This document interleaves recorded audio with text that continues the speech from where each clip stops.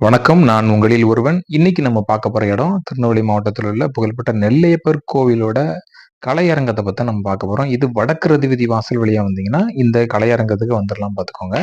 இங்க 10 நாள் திருவிழா நடக்கும்ல, ஆனி திருவிழா. அந்த திருவிழா நடக்கும்போது 10 நாளுமே இந்த கலையரங்கத்துல நிகழ்ச்சிகள் நடக்கும் பார்த்துக்கோங்க.